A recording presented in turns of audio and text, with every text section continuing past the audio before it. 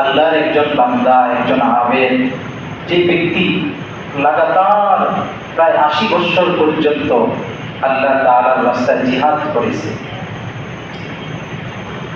এবং এই ব্যক্তি প্রতিদিন দিনের বেলা রোজা রাখতেন,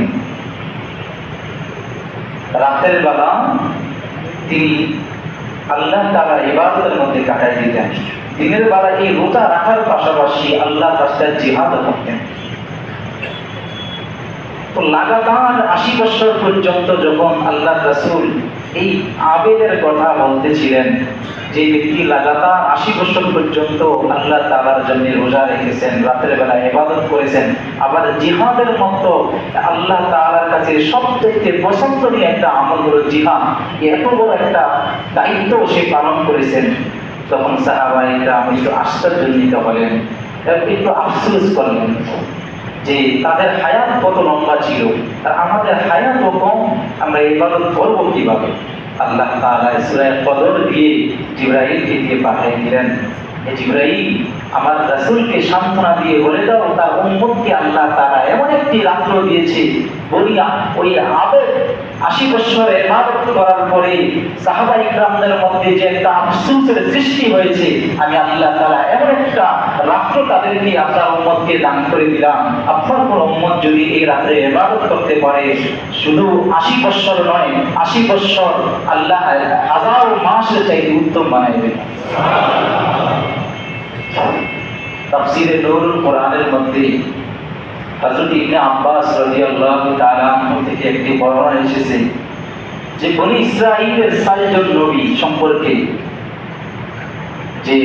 যে নবীরা হযরতে হিজকিল আলাইহিস সালাম, হযরতে জাকারিয়া আলাইহিস সালাম, হযরতে আইয়ুব আলাইহিস সালাম এবং হযরতে ইউসা ইবনে নূহ আলাইহিস সালাতু ওয়াস সালাম, এই ৪ জন নবী, তিনারা আল্লাহর রাসূল একদিন আলোচনা করতেছিলেন সাহাবায়ে কেরামদের সামনে, যে আল্লাহর এই পয়গম্বর আলোচনা করতেছিলেন যে ৪ জন নবী তারা লাগাতার ৮০ বছর পর্যন্ত চোখের পলক পরিমাণ পর্যন্ত সময় তারা বেহুদা নষ্ট করে নাই, লাগাতার ৮০ বছর পর্যন্ত ইবাদত করেছে।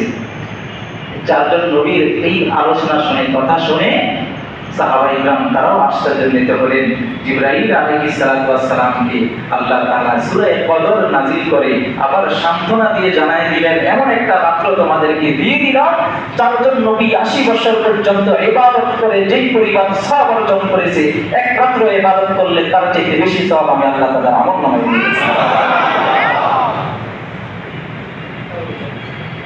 হযরতে আলী ইবনে উরওয়া রাদিয়াল্লাহু তাআলা আনহু তিনি বর্ণনা করেন যে আল্লাহ তাআলা সুলাইমান আলাইহিস সালাতু ওয়াস সালামকে তিনার বাদশাহীর সময় ছিল ৫০০ মাস, এবং বাদশাহ যুলকারনাইন তিনার রাজত্বের সময় ছিল ৫০০ মাস।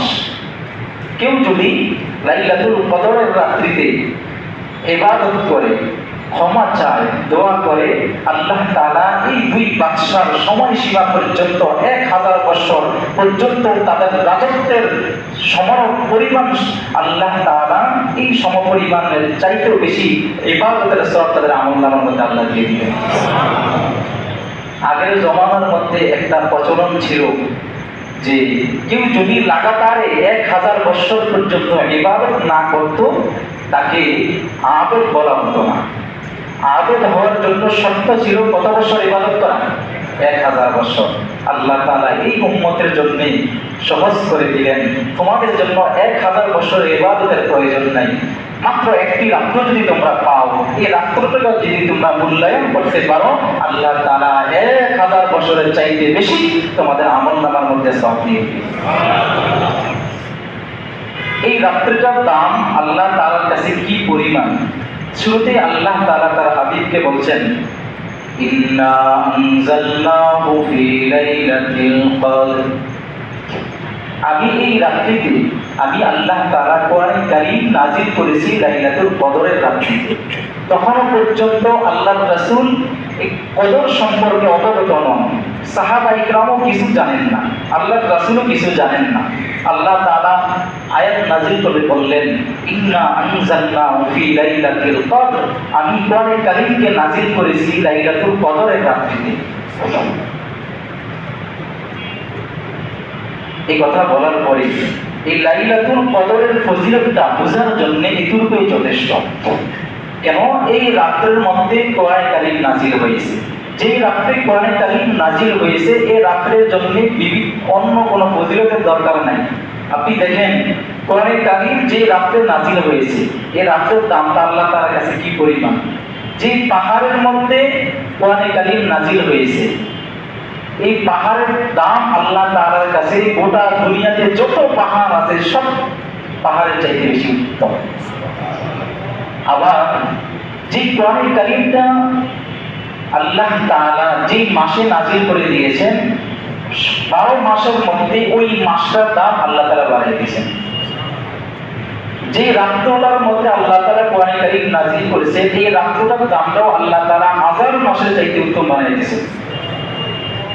যেই নবীর উপরে কোরআনে কারীম আল্লাহ তাআলা নাযিল করেছেন, এই নবীকে আল্লাহ তাআলা সমস্ত নবীদের সরদার বানিয়ে দিয়েছেন।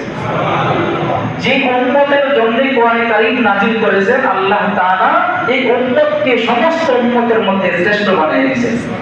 এই উম্মত যতক্ষণ পর্যন্ত জান্নাতে প্রবেশ না করবে, অন্য কোন নবীর উম্মতে জান্নাতে প্রবেশ করার অনুমতি থাকবে না।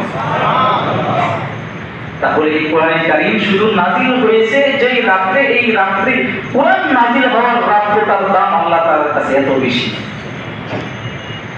আর কোরআনটাকে আল্লাহ তাআলা হযরত ইবনে আব্বাস রাদিয়াল্লাহু তাআলা বর্ণনা করেন যে আল্লাহ তাআলা সিদরাতুল মুনতাহা থেকে জিবরাইল আলাইহিস সালাতু ওয়াস সালামের মাধ্যমে কোরআনে কারীম পরিপূর্ণভাবে বাইতুল ইজ্জত পর্যন্ত জিবরাইল আলাইহিস সালাতু ওয়াস সালাম পরিপূর্ণ সহকারে নিয়ে এসেছেন।